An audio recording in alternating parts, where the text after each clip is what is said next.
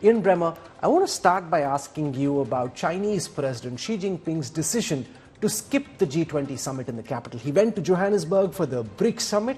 He's giving the G20 a miss. Why do you think the Chinese president has decided he doesn't want to be at Prime Minister Modi's G20 Jamboree? Look, first of all, delighted to join you and my esteemed colleagues today. I can't think of a better global platform to be talking about the G20 than this one. Xi Jinping and the Chinese government had let the Indian government know that they weren't going to come at least a month ago. So it's not news, even though it's headlines presently. Apparently, the Chinese government is saying it is in part, at least, because of difficulties in the bilateral relationship between China and India. In other words, this is not a sudden reaction to difficulties at home economically for China. As we've seen, the Chinese were very happy to be, from their perspective, headlining the BRICS summit. There were diplomatic gains. China was pushing hard to expand the BRICS. 6 countries invited. Argentina probably won't eventually join, but the others will. But it's certainly true that the Chinese prefer architecture that they feel like they have a handle on than one where they're one player of many. And in the case of the G20, specifically the G20 chaired by Modi and by India, that's less attractive to the Chinese. I don't think the fact that Xi Jinping and Putin are not going to be attending in person, in my view, does not significantly detract from the importance of this summit. Samir Saran, from an Indian point of view, what do you think is the message Xi Jinping, who's been described by some international authors as now having an emperor-like mindset, what's the message that you think he's sending to Prime Minister Modi and to India? So, Rahul, thank you for having us, and I think it's a fantastic panel. Great to be with Ian and Kishore. I don't know what his message is, but let me tell you the message I'm getting. The message I'm taking from his no-show is that he feels that at the G20, he'd be a small man in a very big table of peers, and he would prefer to be in different company.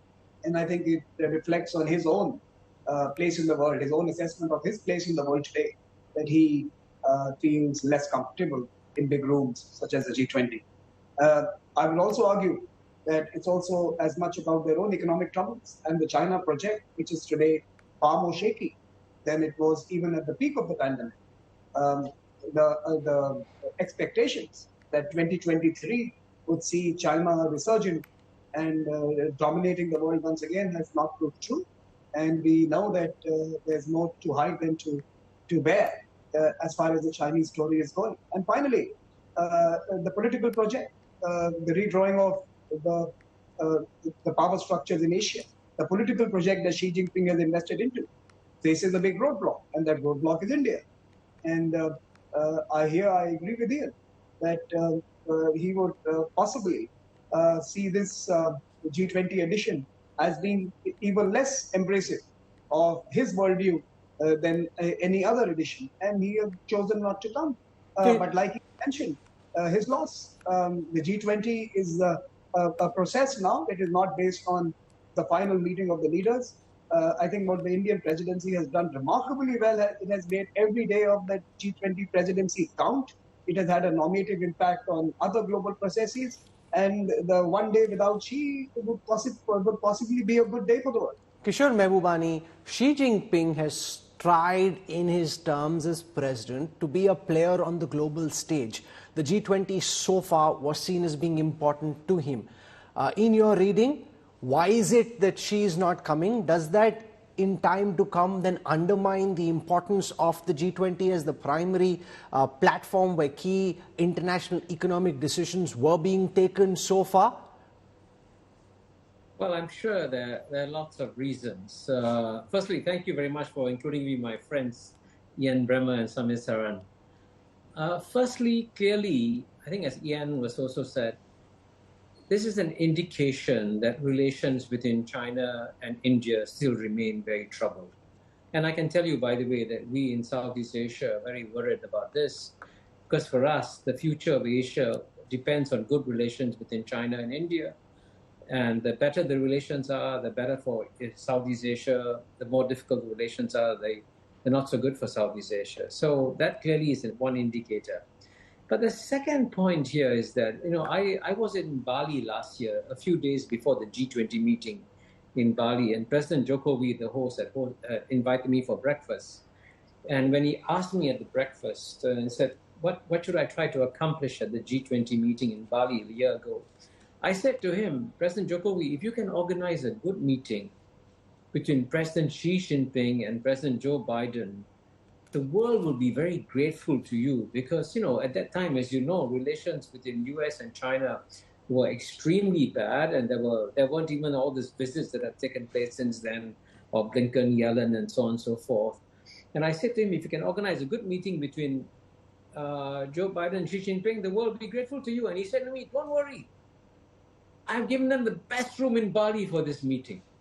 And sure enough, as you know, President Xi Jinping and President Joe Biden had a good meeting. The reason I tell that story is that there is now less urgency in a meeting between President Xi Jinping and Joe Biden. Relations have stabilized a bit. And also, by the way, President Xi Jinping and President Joe Biden will probably meet at the APEC summit in the United States. So there's another occasion for them to meet. But the third point I want to make here is that the G20 process will still remain important. I mean, let's be very clear about this. Of all the bodies in the world today, the most important is the G20 because it's the most representative global body. It's the only one that brings the North and the South together. And here, the most important point everyone should know about the G20 meetings is that this is a long process.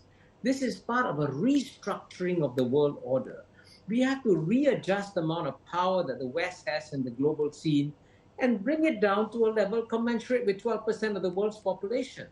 And you need to increase the voice and influence of the global South. And here I must say the best thing that Prime Minister Modi is doing at the G20 meeting is that he wants to inject heavily the voice of the global South. I think that's the right thing to do in India. Ian Bremer, share with our viewers your reading of China's economic situation at the moment.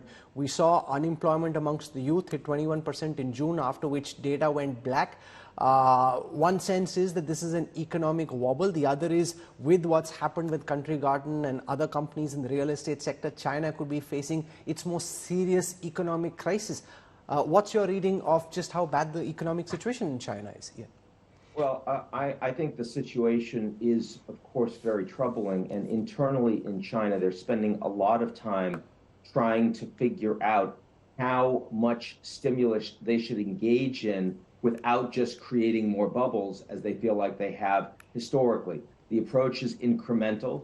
Xi Jinping is not surrounded by a bunch of reformers right now. And once he's made a decision, it takes an overwhelming amount of evidence to move him off of it. We saw that with the end of zero COVID. He sticks with it, he sticks with it until it gets really bad, and then suddenly he ends it immediately. And so this economic slowdown is going to need to get a lot worse before the Chinese government is going to be prepared to act with a significant effort domestically. And so I think for the end of 2023, we're going to be continuing to ask this question. China's performance is going to be very low. But I also take on board the fact, and Prime Minister Modi said this in your interview with him on the G20, the fact that India, of course, has much better trajectory right now, has much higher growth right now than China does, and everyone's excited about it. It's a great shiny object. But India should have been making the policy moves they're making right now 40 years ago. Modi said that. China has been. So let's recognize that China is the second largest economy in the world. It has immense drive from a manufacturing perspective, new technologies, whether it's solar and critical minerals development or nuclear, biotech, AI, you name it. They are well ahead of India. And even though there are big problems in China and rule of law is essentially non-existent, so there are big risks around investing in China, it doesn't mean that suddenly they're less relevant and India is now critical on the global stage. You've got 40 years of history to make up for. Sure.